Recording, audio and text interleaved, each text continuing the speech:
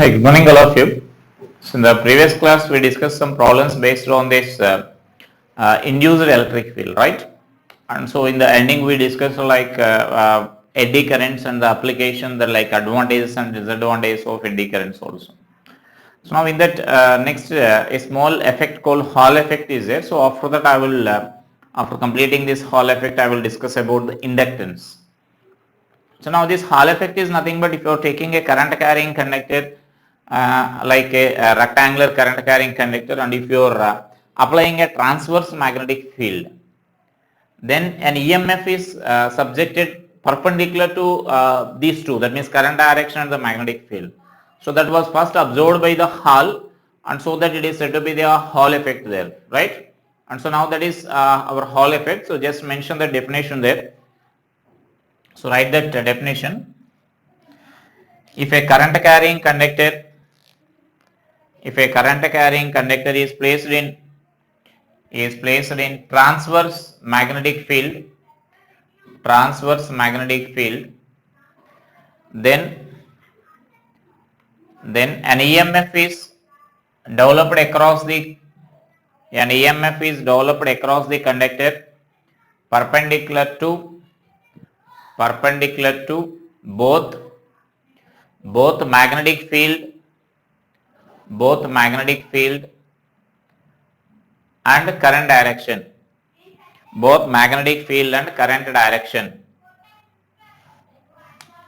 So now let's suppose this will be the current direction I am taking here. This is that's such a rectangular strip I am taking. So suppose this is the current direction I am taking here.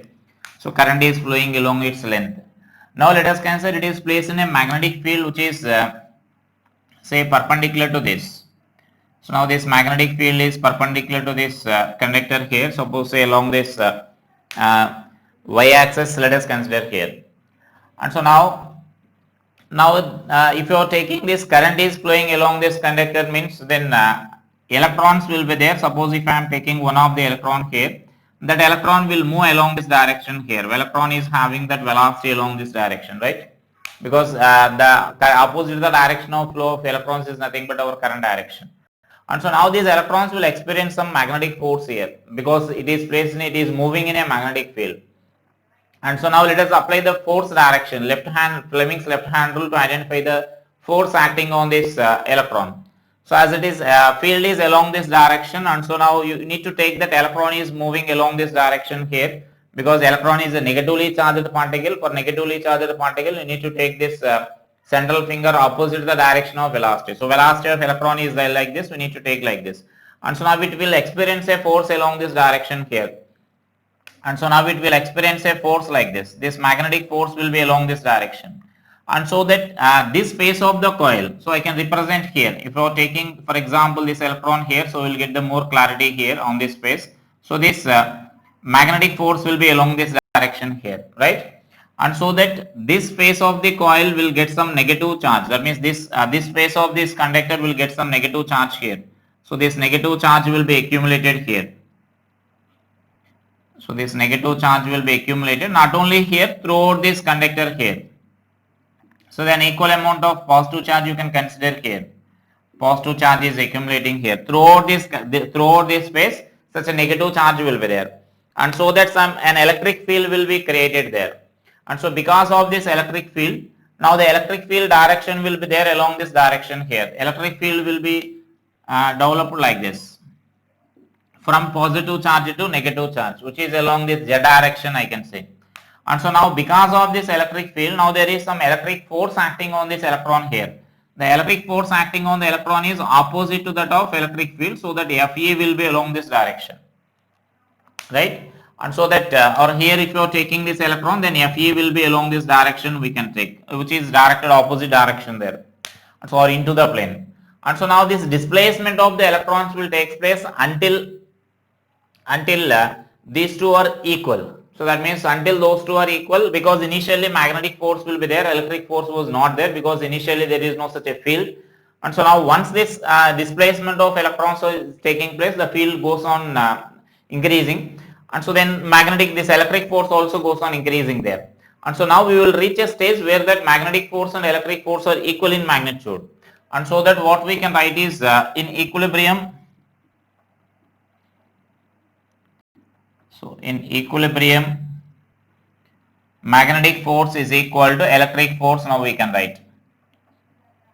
So this magnetic force is B into Vd into E we can write, and this is E into E we can write, because you may take it as a Q or E, so that E will be cancelled, where Vd is the drift velocity, and so that I can write this V is equal to B into Vd. Now we can write. So that is our electric field expression there. And once if you know the electric field, then we can write this potential difference there. Therefore, that EMF developed, we can write that as, so therefore EMF developed E is equal to, what we can write this as V into B. This perpendicular distance we are taking as B. So just we are using this relation E is equal to V into D. So that relation, that means V is equal to E into D relation, or E is equal to V by D relation. For uniform field, we are writing that relation there. So induced EMF generally we are representing with this V, or you may take this V expression also, like V also the potential difference you may call there, right? So some EMF will be developed there. And so now that you can represent this as, this is nothing but, we represent like H here. This field is also represented with this H, which is Hall electric field, and Hall potential difference generally we call. And so now this value, now we can substitute here,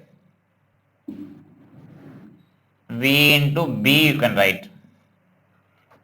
So now this B into that Vd value, now we can substitute there. Vd value is nothing but, I can write this as drift velocity expression. So drift velocity expression is I by NAE into B. Therefore, this Hall EMF or Hall potential difference is equal to BIB by NAE. So now this is our potential difference expression here. So now observe that potential difference will depend on these factors here. It will depend on this B magnetic field applied and how much current is flowing, and this width of this conductor, and this N is the number of electrons per unit volume or free electron density, and A is the area of cross section, right? So those mention those terms there, and E is the charge of this electron. This E is the charge of this electron, right? So that is now this that is nothing but we call Hall potential here. So we call this as Hall potential. So this also we can write this Hall potential or EMF. So just note that. So based on this, one of the previous IIT question is there, advanced question is there. Now you can solve with the help of these equations there. That's a direct, if you know this, how to write this equation, then that's a direct formula based question only. It's a paragraph question. I think it was given in 2015. You can solve just by following this. With the help of only this, you can solve that paragraph question there. I hope that means in that they ask like when like they compared the two conductors, the two different strips they are considered, like this current carrying strips they considered having the different width and the different thickness, and they asked for that if B is equal to, that means B1 is equal to B2, what will be the potential difference. They asked just like such a relations they asked. Just with the help of this you can solve that problem there. So once go through that problem, I said it is 2015. So 2015 paragraph question is given based on this, right? And so next let us say this inductance.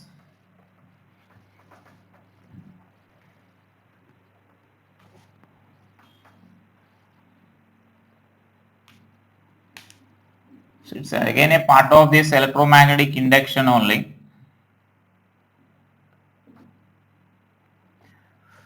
So you can name this as inductance. So in that, first let us see about this self-induction.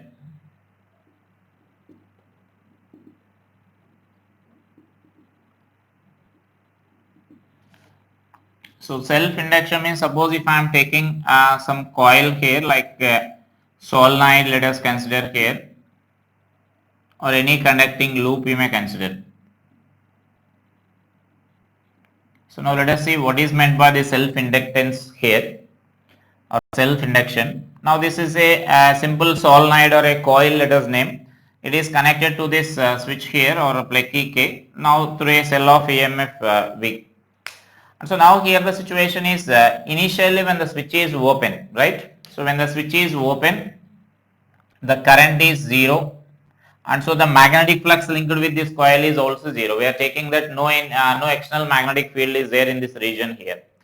And so now once if you switch on this key here, that means if you close this plug key, then current starts increasing from this 0 to I. So current is increasing from 0 to I. When current is increasing from 0 to I, the magnetic flux produced by this coil also increasing from 0 to some value.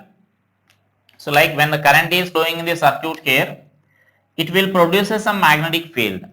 So that means now the magnetic field surrounding this coil, its own magnetic field, the own magnetic field surrounding this coil is initially 0. Now there is some magnetic field once if you switch on that. And so now for this coil, the flux passing through that coil is changing with the time, because initially it is 0, now some flux is there. So just in the previous class we solved one problem like just after switch on the magnetic field, some induced electric field will be created in a coil or in that region, right? So such a one problem we solved. We used that angular impulse definition to solve that problem. And so now in a similar way here, just before closing the switch, magnetic flux is not there associated with that coil. Now once they switch on, then some current is flowing, so it is only producing the magnetic field, and so that magnetic field is again passing through that its own, that means in the same coil here. So now let us consider this Faraday's law here. So our Faraday's law is nothing but whenever magnetic flux passing through a coil is changing, then some induced EMF will be developed in the coil. And so now here the magnetic flux passing through the coil is now changing here. Initially it is 0. Once we switch on, then some magnetic flux is passing here. And so now the magnetic flux is changing. And so once the magnetic flux is changing, then what we can say here is induced EMF will be produced in the coil. So now that induced EMF is opposing this coil here, because current is increasing. According to Lenz's law, you can say that current is increasing in that. So now the induced EMF produced in the coil should try to oppose that. So try to oppose, that means an EMF will be developed in this coil like this. We can represent like this. The polarities of this EMF we can represent like this. So that means now such a phenomenon, now some EMF is developed here. Now similarly, if this switch is kept closed for a long time, if it is kept closed for a long time, then constant current will flow through that. Current becomes constant. Once the current becomes constant, then this flux becomes constant here. So if it is kept closed for a long time, current becomes constant. If current becomes constant, then flux becomes constant. See, flux becomes constant, then EMF.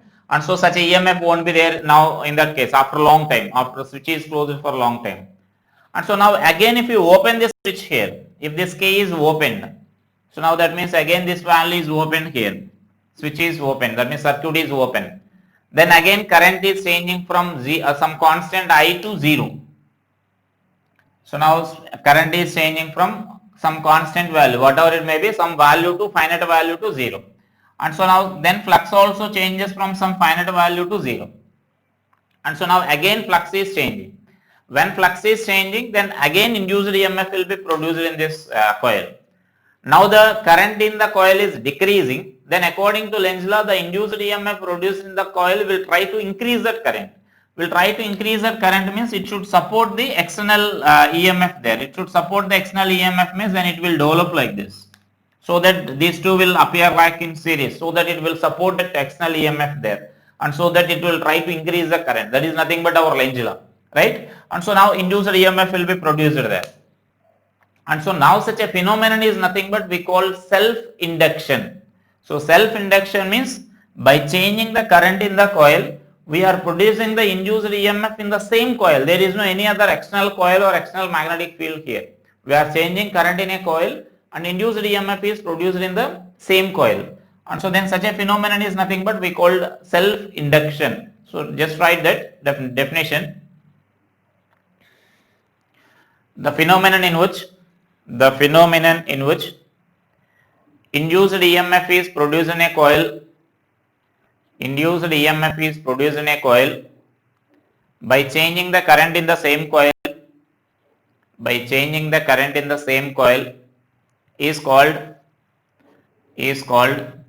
self-induction.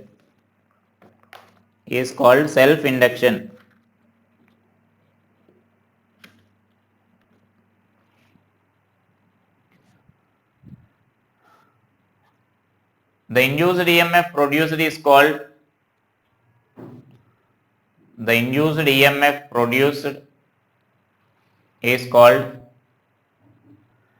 self-induced EMF.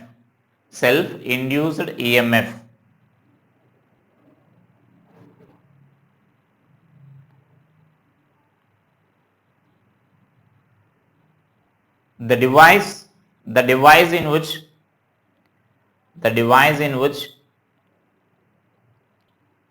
self-induced EMF is produced is called inductor.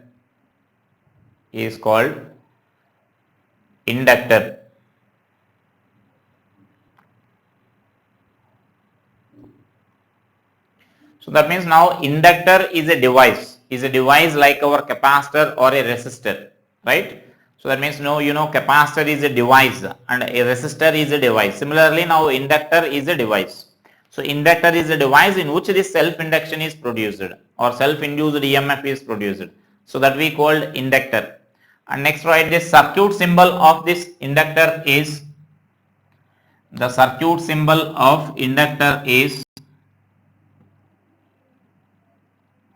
draw the symbol like this. For resistance, some symbol will be there like this, and for capacitor, now we know symbol will be there for this. Now similarly for this inductor, the symbol will be there like this, and so then we represent like this. Here the property of this resistor we measure in terms of this resistance, and similarly the property of this conductor capacitor is measured in terms of this capacitance, and similarly now it is measured in terms of the inductance.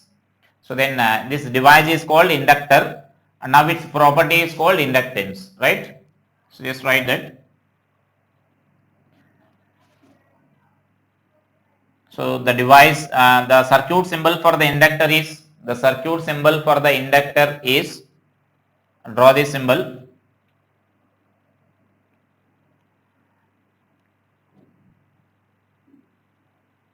The effect, the property of the inductor is called, the property or the effect produced by the inductor in the given circuit is called inductance. And so now mathematically we define it now. So let us say this. Now if suppose if I consider like I is a current flowing through that, now it will produce some flux here. So let us consider just to mention that circuit there. This draw this circuit. So draw that circuit.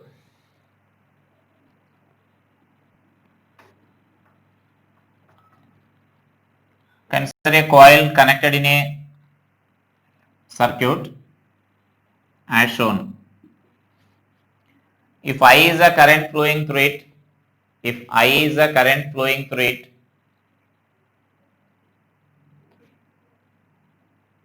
I is a current flowing through the coil having N turns. So mention that N also. I is a current flowing through the coil having N turns.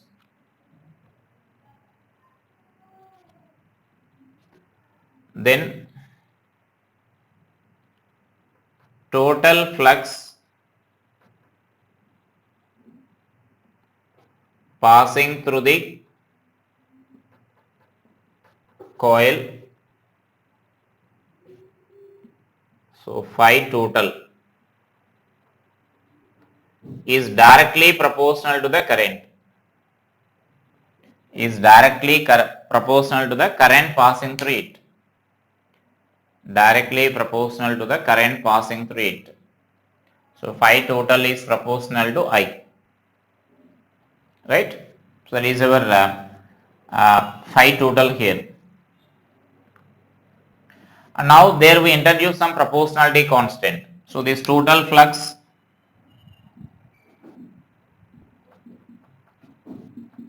is equal to Li, now we can write. So the total flux is nothing but we call it as Li. We are introducing now proportionality constant. So now that proportionality constant is nothing but we call coefficient of inductance, or simply we call it as self-inductance. So that means now where L is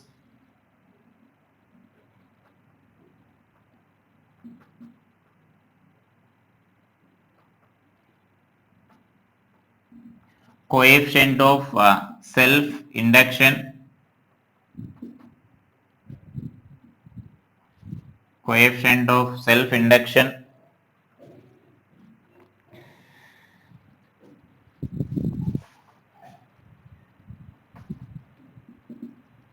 or self-inductance, or simply we can call it as self-inductance. And so now from this now we can write this one equation here, so that you can write this equation as you can also express this as this total flux is equal to say n times that of flux associated with the each coil. So you can also express like this. That means now if you are writing, sometimes you need to write the flux passing through the one coil. If such a n coils are there, then flux associated with that n coil, you can write that as n into phi. So that is if the coil is having n turns. So mention that also. If phi is the flux associated with each coil, each turn. If phi is the flux associated with each turn, then total flux can be written as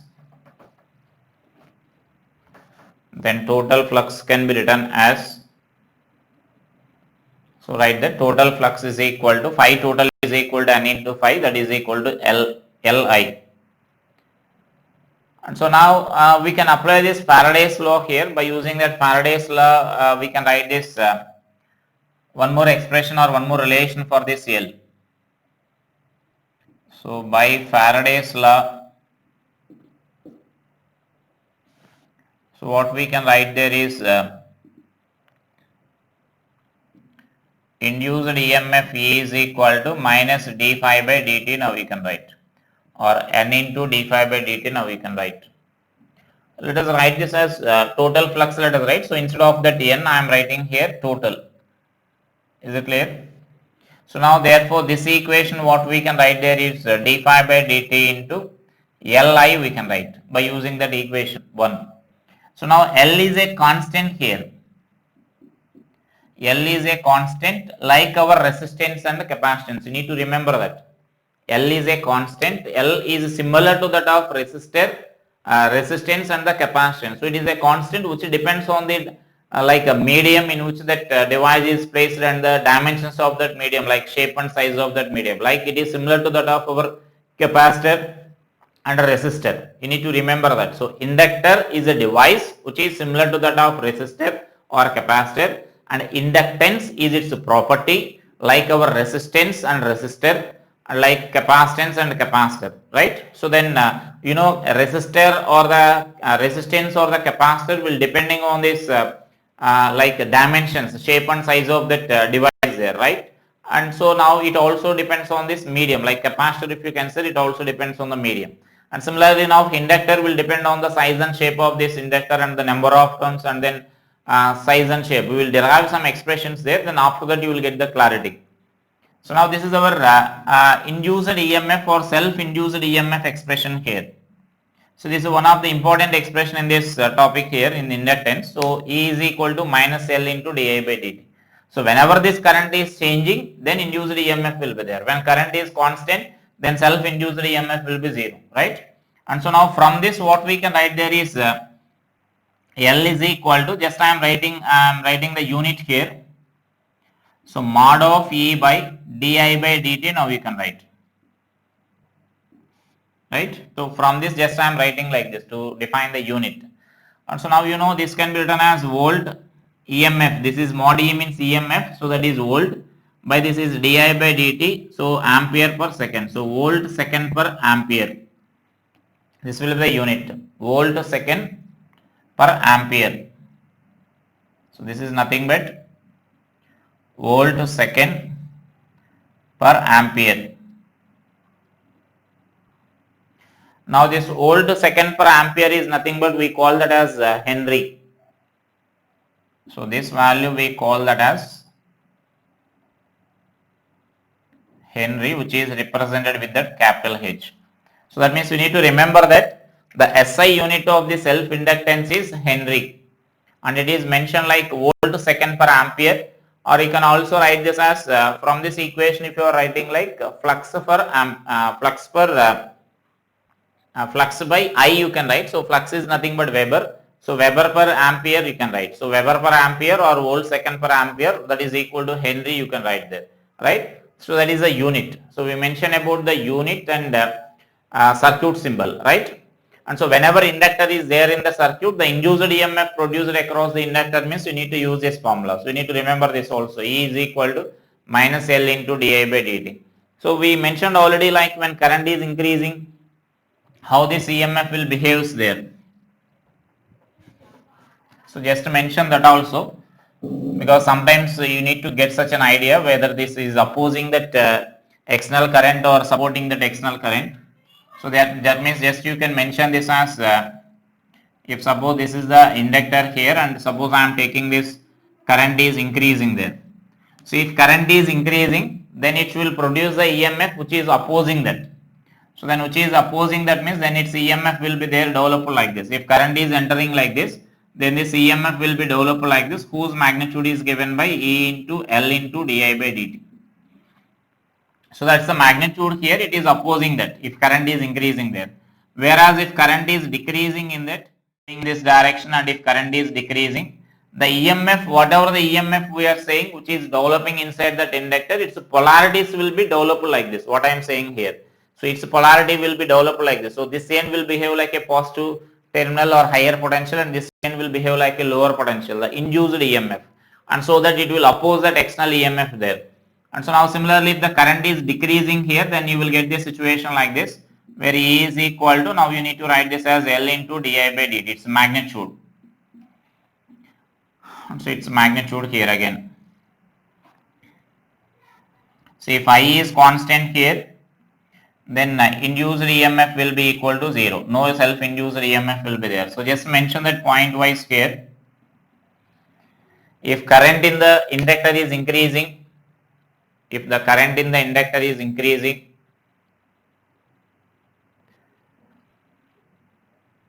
the self-induced EMF produced in the inductor,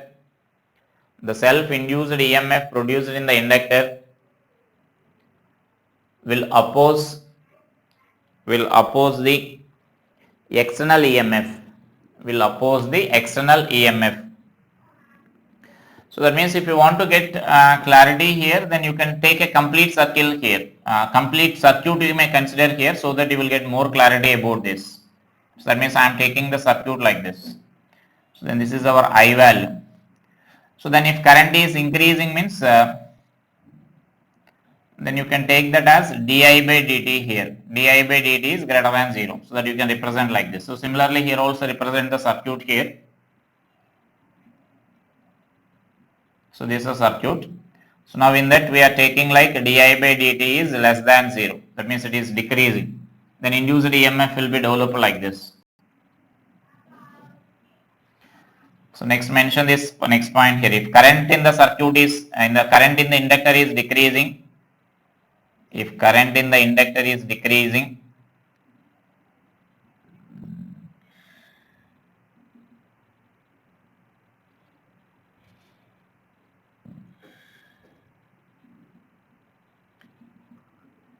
then self-induced EMF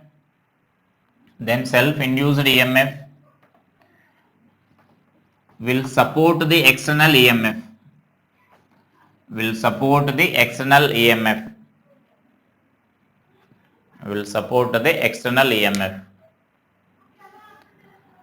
and then draw this diagram, and next mention this, when current is constant, then no self-induced EMF will be produced. When current in the inductor is constant, no self-induced EMF is produced, right? And so now let us consider basing on this a simple like we need to apply the Kirchhoff laws here. Let us see the application of Kirchhoff laws for this inductor when inductor is present. And so now I am taking a simple circuit here. A branch of a circuit is shown.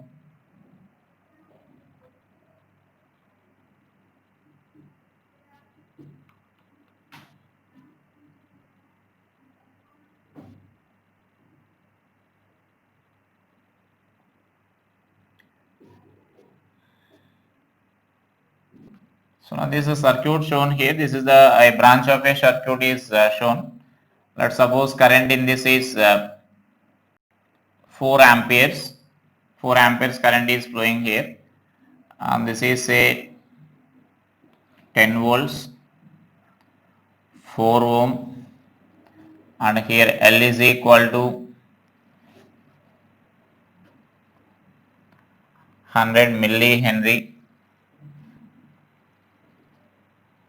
And this is 2 volts, and this resistance is 2 ohms. And so now here I am giving like current in this conductor is current in this branch of the circuit is increasing here, which is increasing at a rate of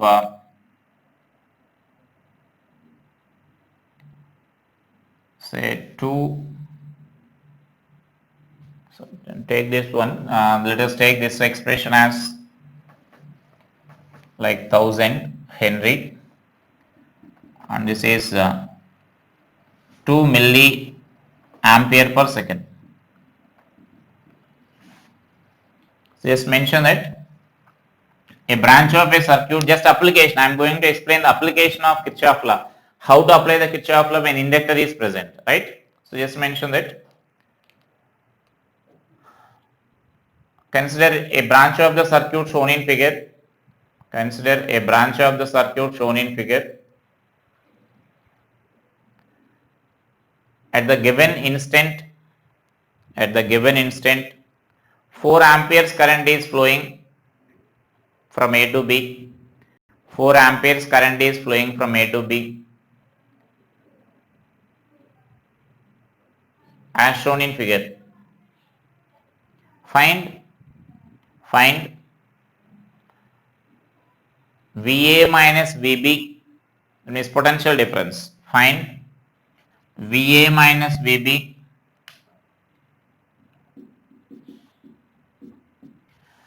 when the current in the circuit is, so write this as first condition, increasing at a rate of 2 milliampere per second, and for the same decreasing at a rate of 2 milliampere per second, decreasing at a rate of 2 milliampere per second. So that means now we need to write like increasing, when it is increasing and decreasing, how to apply that Kirchhoff law, now we need to discuss here. So we know if inductor is not there, we know already how to apply that Kirchhoff law, we discussed already there, right? So even when inductor is there, we need to write in a similar way. Then where the inductor is present, so there you need to write the potential difference across the inductor, means minus L into di by dt, now we need to write, because now previously we derived an expression for self-induced EMF. So that means our potential induced EMF across the inductor we derived already. So that is nothing but minus L into di by dt we need to write when you are traveling in the direction of current, right? So now while substituting that numerical values, so now you need to take the sign for the di by dt here. So now let us see here, first I am writing the Kirchhoff law from A to B. So then by KVL, Kirchhoff voltage law from A to B. So then VA, and here we are traveling from negative to positive to negative, and so it is minus 10. We are traveling in the direction of this current here, so minus IR, so 4 into 4. So now inductor is there. So for inductor, when you are traveling in the direction of current, what I am saying, we need to write minus L into di by dt. Is it clear? This is the induced EMF produced across the inductor. Next for this, plus 2, and this is minus 4 into 2 IR, minus VB is equal to 0, right? So this is our Kirchhoff law. If inductor is not there, we know already. So now when the inductor is there, what I am saying is we need to write like minus L into di by dt. Now we need to write here. And so now in this case, you can write this, just now we need to substitute here. Just what I am saying is, so for this actual sign of this induced EMF you will get when you are substituting the di by dt values. So then di by dt values, now we need to substitute with the proper sign. When current is increasing with the time, then this di by dt value you need to substitute positive value. When current is decreasing with the time, then di by dt value you need to substitute with the negative sign. So is it clear? So for inductor, when inductor is there, when you are applying the Kirchhoff law in the direction of this current flow, wherever inductor is there, potential difference across the inductor means you need to write minus L into di by dt. And while substituting that numerical values, di by dt, again you need to take the proper sign. So if current is increasing, it is positive. If current is decreasing, then it is negative. So now just to use that sign conventions here. So VA minus 10 minus 16 minus L is say 1000, and this is into 2 into 10 power minus 3 plus 2 minus 8 minus VB is equal to 0. So now here di by dt is positive, I am substituting here because in the first case it is given that current is increasing. Then simplify this.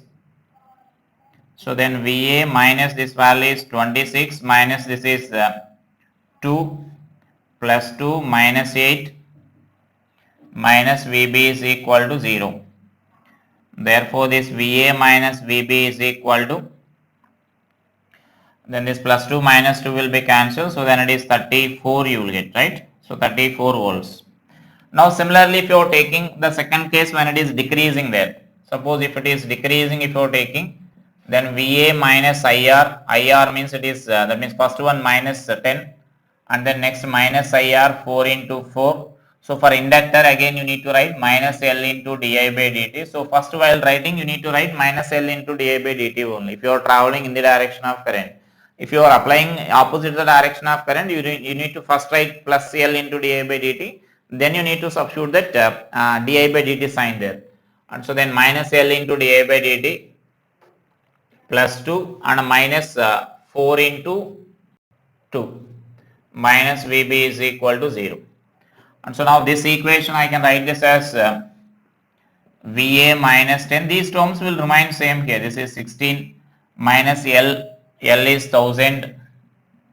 And now di by dt. Now in the second case I gave that information as now it is decreasing here. So since it is decreasing, then you need to take it as minus 2 into 10 power minus 3. So plus 2 minus 8 minus VB is equal to 0. And therefore this value I can write this as VA minus VB is equal to, and so then this value is 26, that means 34. Here you will get like plus 4, so you will get 30,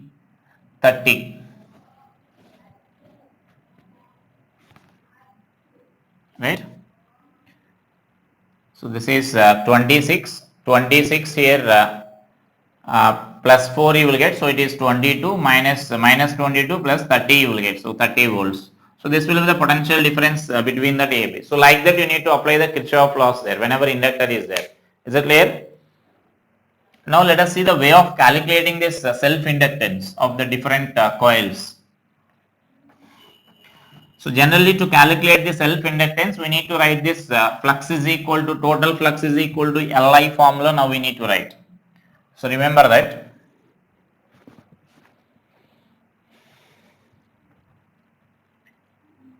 So calculation of self-inductance.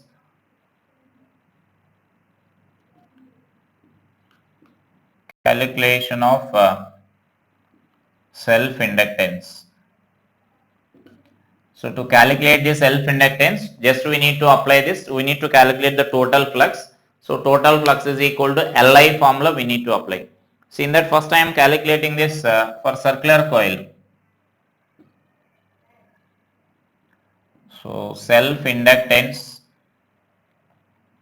of circular coil. So self-inductance of circular coil I am calculating here. The self-inductance of the circular coil means, now we assume that there is a circular coil of n turns, radius r, and having this n number of turns. So this is a radius r and it is having say n number of turns. And suppose say I is a current flowing through this, right? So now when I is a current flowing through this, then we need to write the magnetic flux passing through this circular loop, we need to write here.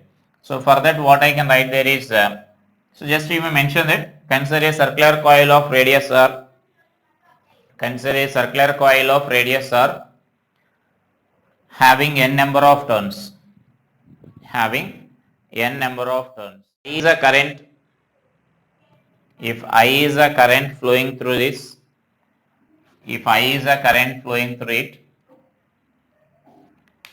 then magnetic field at the center of the coil is, magnetic field at the center of the coil is, so we need to write just magnetic field at the center of the coil. So mu naught Ni by 2R. So this is we already know in our previous topic.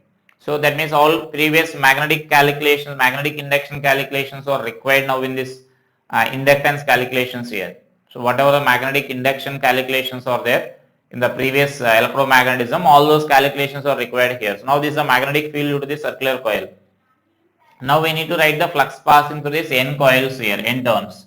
And so now the total flux I can write this as, so total flux phi total is equal to n into phi I can write. So where n is number of turns and phi is the flux associated with a single turn. So flux associated with a single turn means I can write this as B into A. And so therefore this total flux is equal to n into this B value is mu naught Ni by 2R into this A is nothing but pi R square. And therefore this total flux is equal to mu naught N square into pi into R by 2 into I, right? So that means then one R will be cancelled there, so the remaining terms I am writing there. So but here what we know is, but this total flux is equal to, we know already the relation Li, where L is our self inductance there. So L is our self inductance, therefore I can write that as, so therefore this value I can write this as inductance, we can write that as L is equal to this value, now we can write here. So mu naught N square into pi into R by 2. So that is our self inductance. That means that I will be cancelled, or total flux by I is nothing but our self inductance there. So is it clear? So that is a way of calculating the self inductance here. So just you need to calculate the self inductance of like whatever the device you are calculating, then self inductance you need to calculate like this. So self inductance of, first we need to write the flux associated with this magnetic field expression. Next this total flux expression we need to simplify. And finally the total flux we need to equate with our general equation Li. And from that you can calculate our inductance. Just by comparing those two equations you can calculate that inductance there, right? So now next I am writing the self inductance of this solenoid, let us write.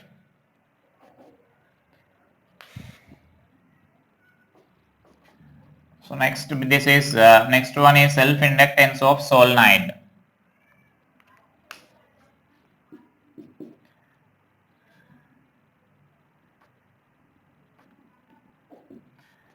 So self inductance of solenoid. So generally for this solenoids we express this inductance per unit length. And so now let us consider such a one solenoid here. So just mention that consider a long solenoid. Consider a long solenoid having radius of cross section R smaller, having radius of cross section smaller, and a number of turns per unit length as number of turns per unit length n. Number of turns per unit length n. Right?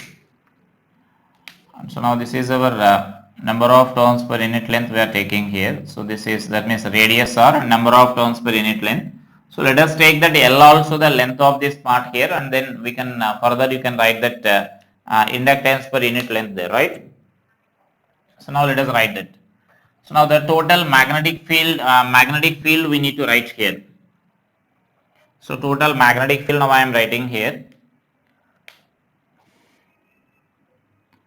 So this is magnetic field is equal to.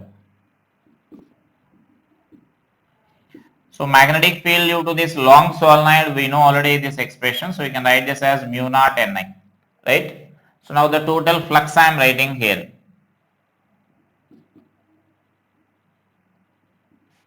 Total flux phi total is equal to N into this B into A you can write, right? So where N is number of turns present in a length of L you may consider here. Suppose I am taking a length L. So in that light, suppose this total number of turns N are there. So then you can express this as total flux is equal to N into L you can write. And so now that you can further substitute those values here now. So therefore this total flux is equal to. So then you can express this value here. This small n is nothing but the number of turns, total number of turns in a length of L. So that I can write this as N into L. This N is the number of turns per unit length, small n is the number of turns per unit length into that length. So then you will get the total number of turns present in that length. So then B is a magnetic field expression which we can write here, mentioned already. So mu naught into Ni into that area. So I am keeping that area, or you can write that as finally pi r square you can write. And so now you can observe this. This value is nothing but you can write this as rewrite this equation as mu naught N square into L into A into I. So but this total flux what we can write is phi total is equal to Li you can write. Therefore inductance we can write this as inductance of this solenoid, we can write this as L is equal to, so mu naught into N square into L into A. Right, this I value will be cancelled here when you are equating those two. So then this is our expression there. Or you can write this as inductance is equal to mu naught into N square into L into, this is nothing but pi r square you can write. If the where A is nothing but cross sectional area, in terms of A you can keep, or you can write that as pi r square, that A is nothing but. And if total number of turns are given for us, so then you can also express this as so here we will write like inductance per unit length.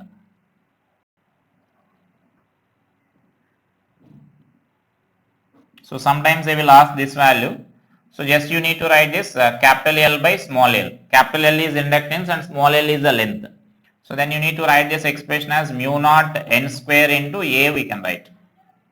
And then if it is like sometimes they will, instead of this air medium or vacuum, they will place some medium here. If any medium is placed there of relative permeability mu r, then let us write the self inductance there. So next mention that if the solenoid is filled with a material of relative permeability mu r, then inductance of such a solenoid is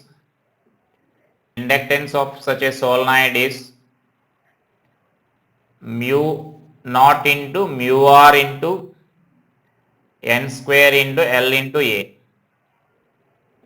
That means inductance will increase there. That relative permeability value will be generally greater than 1 you will get for magnetic materials. And so that you can take that value as in general it will increase there. If you are placing that solenoid, then that means if you are placing any medium, this is inductance with this medium here. So what we can write is inductance with medium is greater than that of inductance with vacuum we can write here. So because that mu r value is greater than 1 in general, for magnetic materials if you are placing there, then mu r value will be more than 1 you will get, and so that the inductance will increase there if you are placing any such a core materials. And so now in terms of the number of turns per unit length also we can express here. If N is the total number of turns,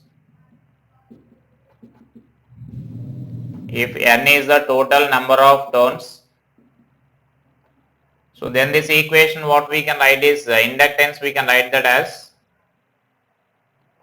So inductance L is equal to, I am taking an air medium again, mu naught into N by L whole square into L into A. And therefore this expression we can write this as mu naught into N square A by L you can write. So now this is our expression in terms of this number of turns there. That means in terms of total number of turns. If you are writing number of turns per unit length, this is our expression mu naught N square L into L. And so then otherwise if you are writing total number of turns, then that is our expression. If medium is introduced there, then you need to write this expression there, right? So that means different modifications there. And so now in this, by using our previous expression or this expression, now we can conclude that inductance will depend on the number of turns. It is directly proportional to the N square we are getting, and it is directly proportional to the area of the coil, the like size and shape of the coil, and it also depends on the medium. So here if medium is introduced here, any other medium is introduced here, then its self inductance value is changing there. So just mention that points there. Inductance, just write that as a note. Therefore inductance of a coil depends on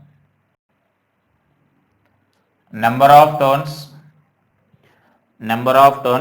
in brackets you may write directly proportional to N square. L is directly proportional to N square, comma size and shape of the coil,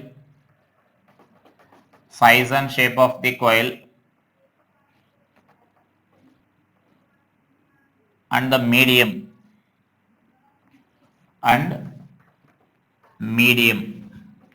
That means those are the factors affecting the self inductance there, right?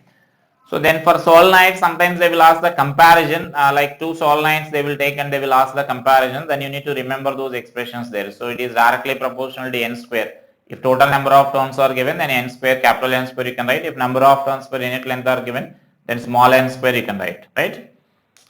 And so now in a similar way, let us calculate this toroid here, self inductance of this toroid. So toroid means, it is nothing but if a solenoid is bent in the form of a circular tube, then you will get this toroid here, right? So the magnetic field inside the toroid we already discussed there. So now this is our toroid I am taking here. So in this, let us take this toroid of circular cross section. Toroid of circular cross section. So now let us take this a toroid here having a circular cross section. So this number of turns will be there. You know this already. This magnetic field we discussed already for this.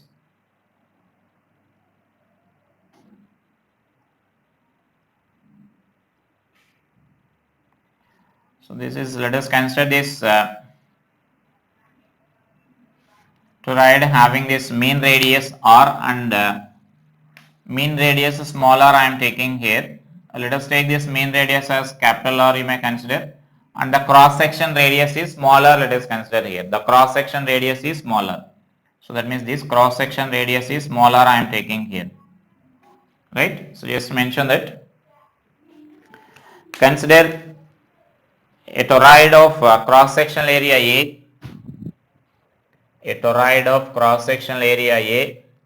and a mean radius capital R, having n number of turns.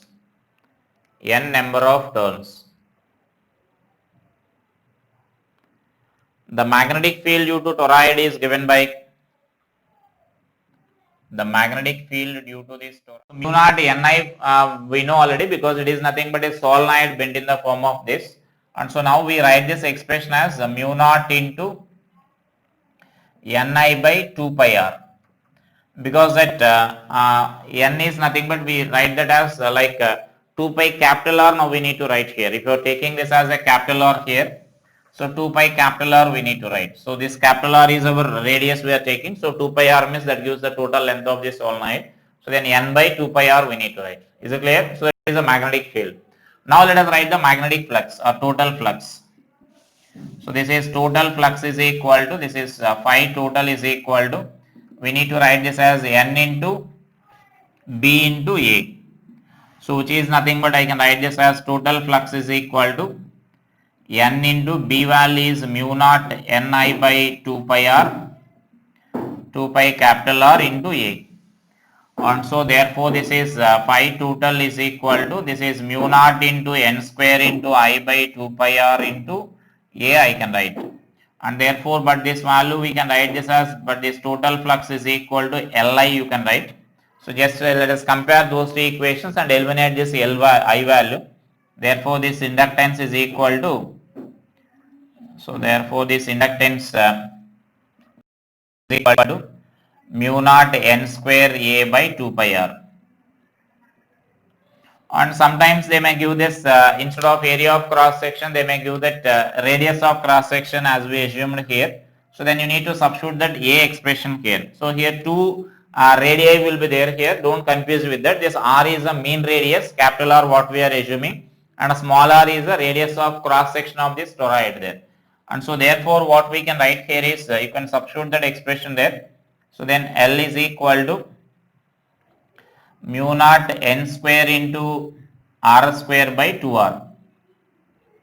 That means if you substitute this A value as pi R square, so this A value substitute as pi R square, then pi will be cancelled. So you can also write like this. If R is the radius of cross section, so they mentioned that where small r is the radius of cross section of the toroid. Radius of cross section of the toroid. Right? Next here, let us see the inductance of this toroid of rectangular cross section. So here what we consider is like a circular cross section we consider there. So sometimes they will ask like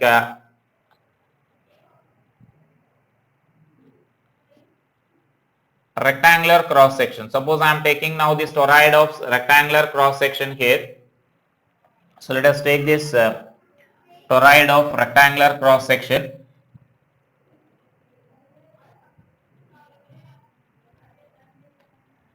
So now this is, I am drawing this rectangular cross section like this.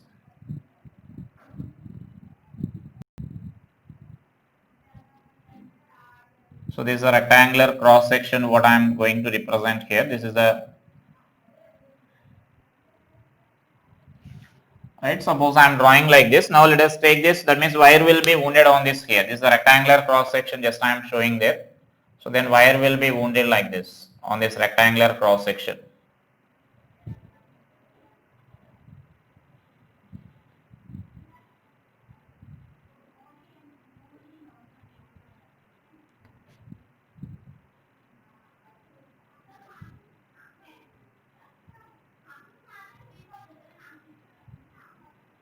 So just again mention this data here.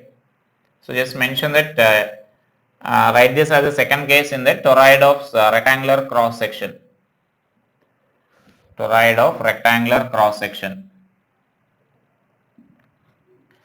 So then let us take that inner radius as A and outer radius as B. Inner radius as A and outer radius as B. And this width as H. Right, that is a cross section what we are considering there. So then this is a rectangular cross section. So toroid of rectangular cross section we need to write here.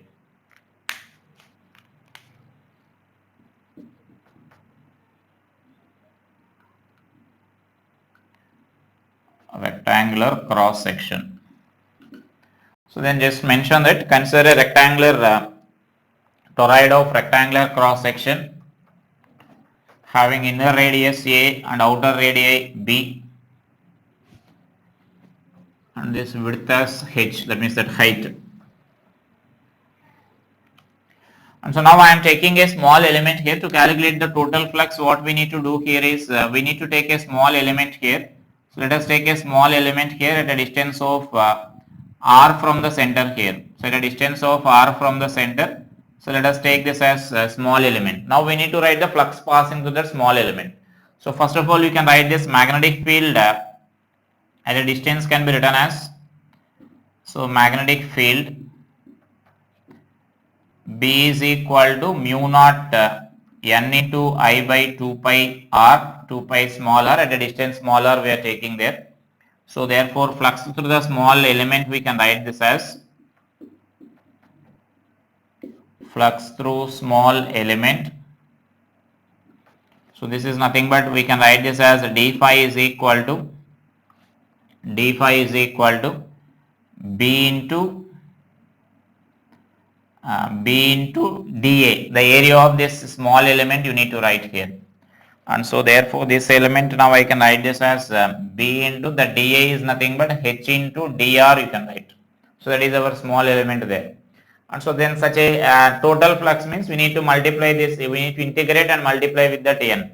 So therefore what we can write there is, so therefore total flux is equal to phi total is equal to n into integral of d phi.